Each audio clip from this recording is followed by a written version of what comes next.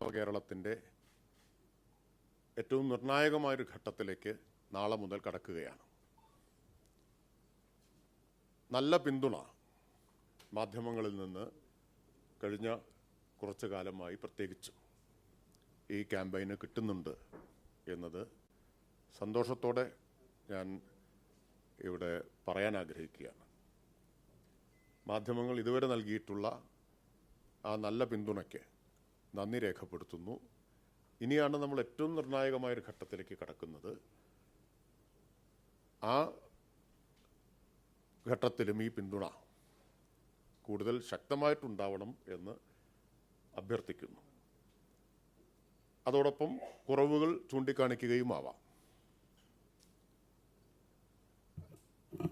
പൊതുവിൽ സംസ്ഥാനത്തെ എല്ലാ വിഭാഗം ആളുകളും ഒറ്റക്കെട്ടായി ഏറ്റെടുത്തിട്ടുള്ള ക്യാമ്പയിനാണ് മാലിന്യമുക്ത നവകേരളം. ബഹുമാനപ്പെട്ട മുഖ്യമന്ത്രി നേരിട്ട് അനേകം യോഗങ്ങളാണ് ഇതിനുവേണ്ടി വിളിച്ചു ചേർത്തത്. 2 തവണ സർവകക്ഷി യോഗം തന്നെ മുഖ്യമന്ത്രി വിളിച്ചു.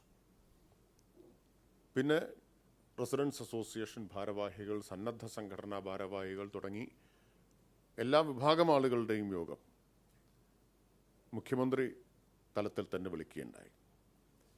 ഇപ്പോൾ ഗവൺമെൻറ് ഇതിന് കൊടുക്കുന്ന പ്രാധാന്യമാണിത് കാണിക്കുന്നത്. എല്ലാവരെയും ഒറ്റക്കെട്ടായിട്ട് അണിനിരത്തി ഒരു തരത്തിലുള്ള വേർതിരിവോ ഭേദചിന്തയോ ഇല്ലാതെ ഇത് മുന്നോട്ട് കൊണ്ടുപോകണമെന്നാണ് സർക്കാർ ആഗ്രഹിക്കുന്നത്.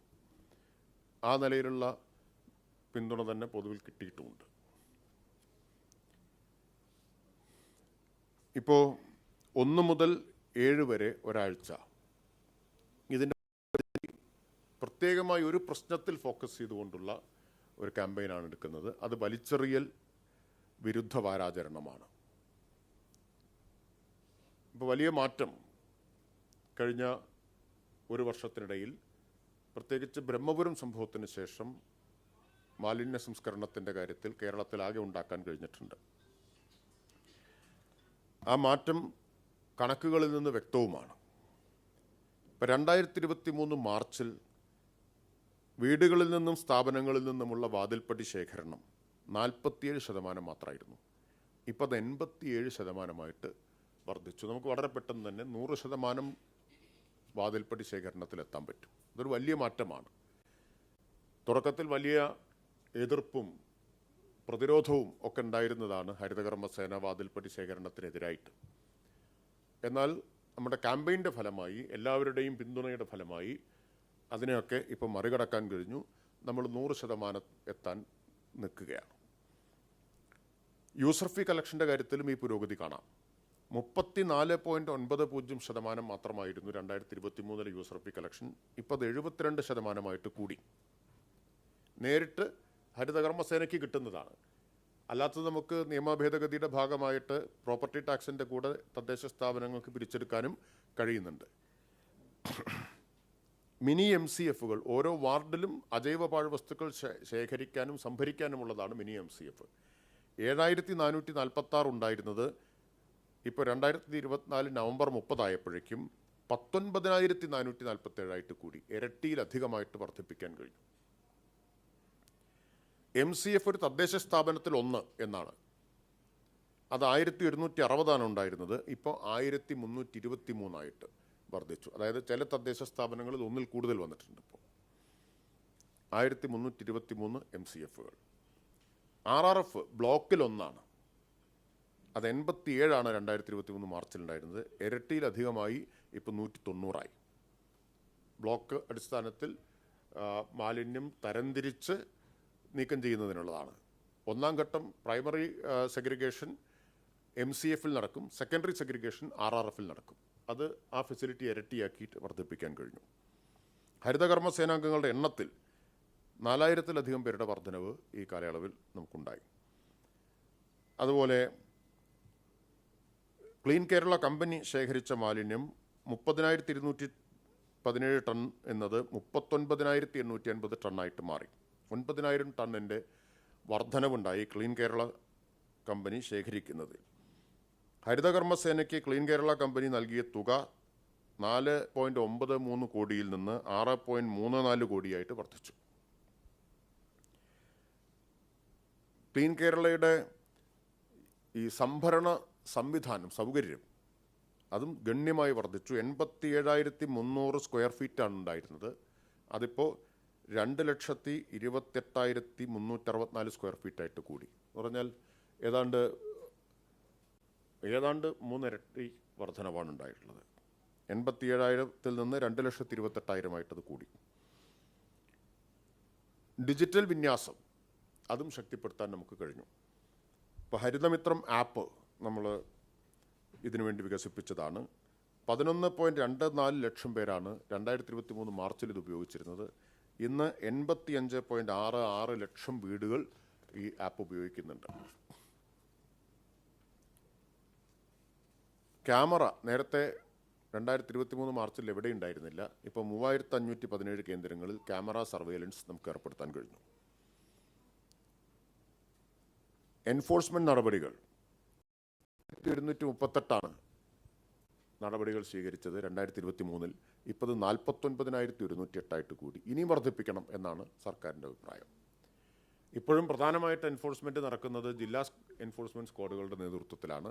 തദ്ദേശ സ്ഥാപനങ്ങൾ അക്കാര്യത്തിൽ കുറച്ചുകൂടി പ്രൊആക്റ്റീവ് ആവണം എന്നതാണ് ഗവൺമെൻറ് കാണുന്നത്. 2.9 ലക്ഷം രൂപ മാത്രം 2023 മാർച്ചിൽ അവസാനിച്ച സാമ്പത്തിക വർഷത്തിൽ പിഴ ചുമത്തിയപ്പോൾ ഇപ്പോൾ അത് 5.15 കോടി രൂപയായിട്ട് വർദ്ധിച്ചു. അപ്പോൾ എൻഫോഴ്സ്മെൻറ്റിലുണ്ടായിട്ടുള്ള വർധനവാണിത് കാണിക്കുന്നത്. മാലിന്യക്കൂനകൾ ഡംസൈറ്റ് ഇല്ലാത്ത കേരളം എന്ന ലക്ഷ്യം മുൻനിർത്തിയുള്ള പ്രവർത്തനത്തിലും നല്ല പുരോഗതി ഉണ്ടായി. 24 കേന്ദ്രങ്ങൾ ബയോ റെമഡിയേഷൻ വഴി പൂർണ്ണമായും വീണ്ടെടുത്തു. ഡംസൈറ്റുകൾ പൂർണ്ണമായിട്ടും ഇല്ലാതാക്കി. 24 3.57 ലക്ഷം ടൺ മാലിന്യം നീക്കം ചെയ്തു. 10 സ്ഥലത്ത് ബയോ റെമഡിയേഷൻ പ്രവർത്തനം പുരോഗമിക്കുന്നു. 25 കേന്ദ്രങ്ങളിൽ ഉടൻ ആരംഭിക്കും.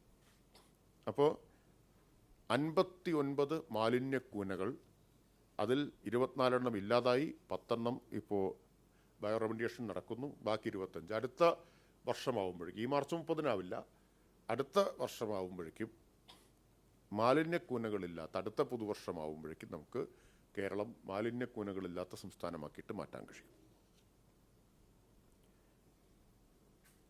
അടിസ്ഥാന സൗകര്യ വികസനത്തിൻ്റെ ഭാഗമായി ഖരമാലിന്യ പരിപാലനത്തിന് 641 പുതിയ പ്രോജക്റ്റുകൾ കൊണ്ടുവന്നു.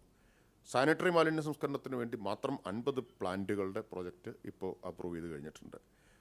RDF പ്ലാന്റ് 9 കണ്ടെയ്നർ MCFകൾ 217 യൂണിറ്റ് പുതുതായിട്ട്.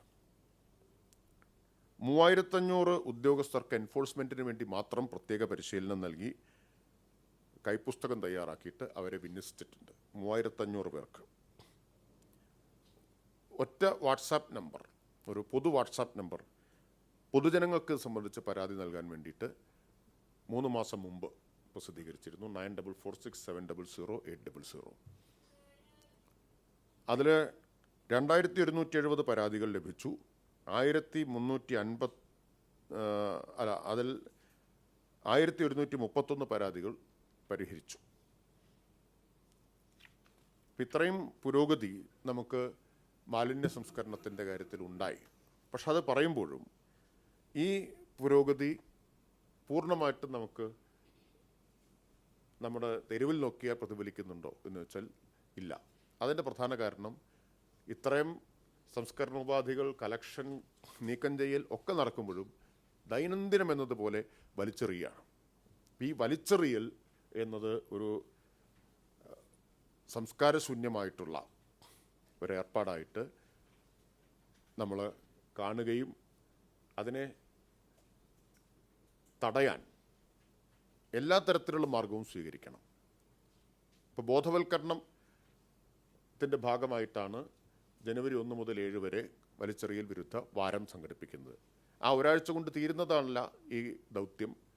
പക്ഷേ ഈ ഒരാഴ്ച ജനപ്രതിനിധികളുടെ നേതൃത്വത്തിലും അതുപോലെ തന്നെ പ്രാദേശികമായ ജനകീയ സമിതികളുടെ നേതൃത്വത്തിലും ഭവന സന്ദർശനം ഉൾപ്പെടെയുള്ള ബോധവൽക്കരണ പരിപാടികൾ നടത്തും. വീടുകൾ, കടകൾ, സ്ഥാപനങ്ങൾ ഇവിടെയൊക്കെ കയറി ബോധവൽക്കരണം നടത്തും. അവനവൻ്റെ കൈവശമുള്ള പാഴ്വസ്തുക്കൾ, അത് വെള്ളക്കുപ്പിയാവാം, പ്ലാസ്റ്റിക് ക്യാരി ബാഗ് ആവാം, ഇതെല്ലാം ആവശ്യം കഴിഞ്ഞാൽ കണ്ടിടത്ത് വലിച്ചെറിയുന്നത് ഒരു സംസ്കാരശൂന്യമായ സമീപനമാണ്. കേരളം പോലൊരു പരിഷ്കൃത സമൂഹത്തിന് നിരക്കുന്നതല്ല എന്ന ബോധം സൃഷ്ടിക്കാൻ, അവബോധമുണ്ടാക്കാനുള്ള ശ്രമമാണ് നടക്കുന്നത്. അതോടൊപ്പം തന്നെ ബോധവൽക്കരണം കൊണ്ട് മാത്രം ബോധം വീഴുമെന്ന തെറ്റിദ്ധാരണയും നമുക്കുണ്ടായിക്കൂടാ. കാരണം പഴയ അനുഭവങ്ങളൊക്കെ അതാ കാണിക്കുന്നത്. ഇപ്പോൾ പുകവലി, പണ്ട് പൊതുസ്ഥലത്തെ പുകവലി പതിവായിരുന്നു. അത് ബോധവൽക്കരണം കൊണ്ട് പ്രസംഗങ്ങൾ കേട്ടിട്ടോ നിർത്തിയതല്ല. ഹൈക്കോടതി വിധി വന്നു. വിധി പോലീസ് നടപ്പാക്കാൻ ശക്തമായിട്ട് രംഗത്തിറങ്ങി. പോലീസ് വേട്ടയാടി പിടിക്കാൻ തുടങ്ങി പുകവലിക്കുന്നവരെ. അപ്പോഴാണ് അത് അവസാനിച്ചത്. അതുകൊണ്ട് അതും നല്ല ധാരണ സർക്കാരിനുണ്ട്. ശക്തമായ നടപടികൾ വേണ്ടിവരും. ശക്തമായ നടപടി വരുമ്പോൾ എതിർപ്പും വരും, സ്വാഭാവികമാണ്. അതിപ്പോഴും ഉണ്ടാവുന്നുണ്ട്. അപ്പം അതിലാണ് പ്രധാനമായിട്ടും മാധ്യമങ്ങളുടെ പിന്തുണ വേണ്ടത്. നല്ല പിന്തുണ കിട്ടുന്നുണ്ടെന്ന് ഞാൻ ഒരിക്കൽ കൂടി ആവർത്തിക്കട്ടെ. ഇന്നലെ മലയാള മനോരമയുടെ എഡിറ്റോറിയലുണ്ടായി. മാതൃഭൂമി ഉൾപ്പെടെ, ദേശാഭിമാനി ഉൾപ്പെടെ എല്ലാ, കേരള കൗമുദി തുടങ്ങിയ എല്ലാ പത്രങ്ങളും, ഏറെക്കുറെ എല്ലാ പത്രങ്ങളും വളരെ കാര്യമായ പിന്തുണ തന്നെ ഇതിന് നൽകിയിട്ടുണ്ട്. അപ്പോൾ ആ പിന്തുണ ഉണ്ടെങ്കിൽ മാത്രമേ ഈ ശക്തമായ നടപടികളെ നമുക്ക് മുന്നോട്ട് കൊണ്ടുപോകാൻ കഴിയൂ. കാരണം ഇതിലിപ്പോൾ ഫൈൻ ചുമത്തുമ്പോൾ, കേസെടുക്കുമ്പോൾ, നടപടി സ്വീകരിക്കുമ്പോൾ ഒക്കെ പലതരത്തിലും എതിർപ്പ് വരും. ഇപ്പോൾ പ്ലാസ്റ്റിക് സർവകക്ഷി യോഗത്തിൽ ഏകകണ്ഠമായിട്ട് നമ്മൾ തീരുമാനിച്ചിട്ടുള്ളതാണ്, നിരോധിത പ്ലാസ്റ്റിക്കിൻ്റെ വിൽപ്പന തടയാൻ ശക്തമായ നടപടി സ്വീകരിക്കണം.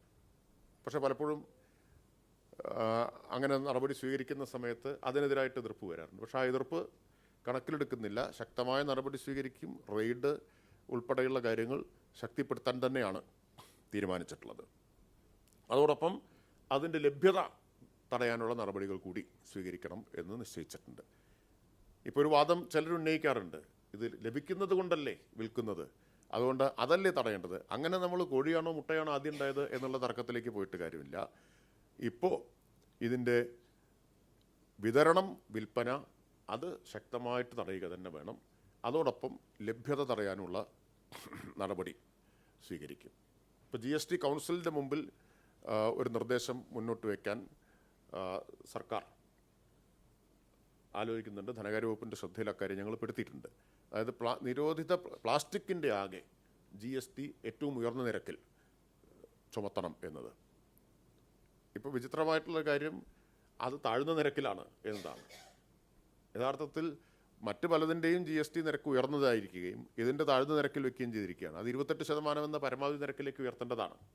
ഇപ്പോൾ കേരളം അങ്ങനെ ഒരു ആവശ്യം മുന്നോട്ട് വയ്ക്കുന്നതിനുള്ള ഒരു നിർദ്ദേശം തദ്ദേശ വകുപ്പ് നൽകിയിട്ടുണ്ട്.